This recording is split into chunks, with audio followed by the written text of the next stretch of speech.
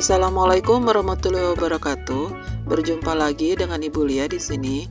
Pada kesempatan ini kita akan belajar tema 9, subtema 2, pembelajaran 3 dan 4. Ciri-ciri bahasa iklan media elektronik. Bahasa yang digunakan dapat berupa bahasa formal atau non-formal. Perhatikan contoh iklan berikut. Kita harus memahami isi iklan dengan baik agar tidak salah dalam menerima informasi.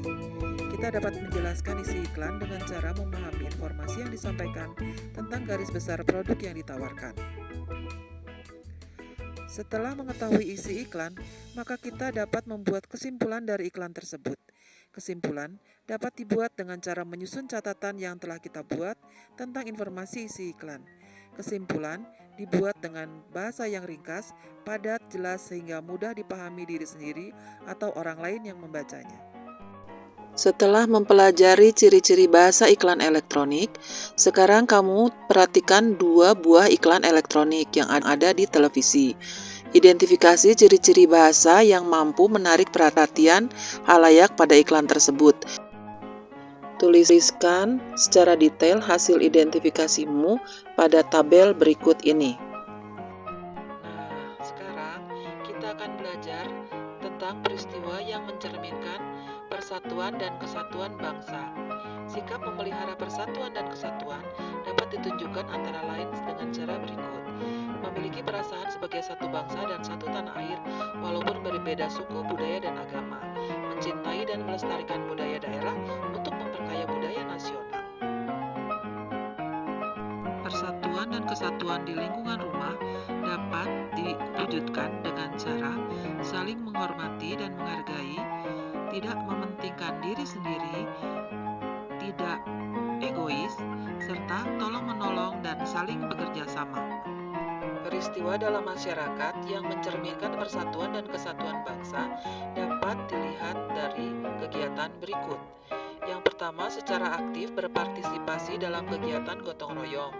Yang kedua, mengikuti Festival Budaya Nusantara atau kegiatan budaya lain di daerah sekitar. Yang ketiga, mengikuti acara Jambore Nasional untuk dapat berinteraksi dengan teman-teman dari suku, daerah, dan agama yang lain. Nah, tugas kalian adalah menuliskan peristiwa dalam kehidupan sehari-hari yang mencerminkan sikap menjalin persatuan dan kesatuan di lingkungan rumah. Paling sedikit 5, boleh lebih tapi tidak boleh kurang. Sekarang kita akan belajar tentang kegiatan ekonomi masyarakat. Produk hasil kegiatan ekonomi masyarakat.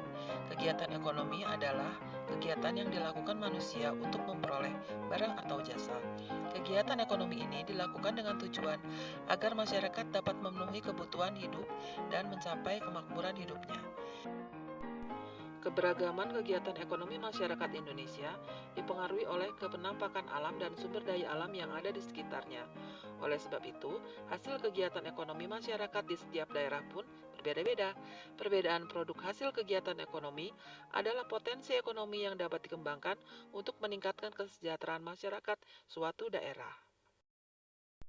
Suatu kegiatan usaha dapat memberikan hasil yang maksimal jika dikelola dengan baik. Berdasarkan cara pengelolaannya, kegiatan usaha yang ada di masyarakat dikelompokkan menjadi 2, yaitu usaha perseorangan dan usaha kelompok. Kedua kelompok pengelolaan usaha tersebut memiliki kelebihan dan kekurangan sendiri-sendiri. Usaha perseorangan memiliki kelebihan, pemilik dapat mengembangkan usahanya sesuai dengan keinginannya. Keuntungannya yang diperoleh dapat dinikmati sendiri. Pengambilan keputusan dapat dilakukan dengan cepat karena hanya sendiri saja yang menentukan keputusan. Sementara usaha kelompok, kelebihannya, modalnya lebih banyak karena berasal dari beberapa orang. Risiko dan kerugian usaha ditanggung bersama. Ide dan kemampuan usaha lebih banyak. Sedangkan kekurangan usaha perseorangan adalah kemampuan dan modalnya terbatas, kreativitas usahanya terbatas, dan resiko kerugian usaha ditanggung sendiri. Sementara kekurangan dari usaha kelompok adalah pengambilan keputusan harus sesuai dengan kesepakatan bersama. Keuntungan dibagi dengan pemilik modal lainnya. Kelangsungan usaha tidak menentu karena rawan perbedaan pendapat antara pemilik modal. Contoh usaha perseorangan adalah bengkel kecil, pemangkas rambut, rumah makan, toko kelontong, dan pedagang asongan. Sementara usaha kelompok contohnya CV, firma, PT, dan koperasi. Sekarang tugasmu adalah membaca buku tema 9 halaman 87 sampai 92 dan 98 sampai 100. Buatlah 10 pertanyaan yang masing-masing 5 pertanyaan berdasarkan intisari bacaan tersebut. Jawaban ditulis pada buku latihan tematik atau pada kertas HVS. Kerjakan sebaik mungkin dan jangan putus asa meskipun sekarang sedang puasa. Demikian materi pelajaran hari ini. Jangan lupa, di luar sana pandemi belum berakhir. Masih ada kemungkinan penularan virus COVID-19. Jangan sampai kita tertular. Naudzubillah min dzalik ya. Untuk itu jangan melonggar, tetap terapkan 3M. Memakai masker bila keluar rumah, mencuci tangan pakai sabun, dan menjaga jarak. Jangan mengucek hidung atau mata bila tidak yakin tanganmu bersih. Semoga kita selalu diberikan kesehatan dan dijauhkan dari mara bahaya bencana dan penyakit.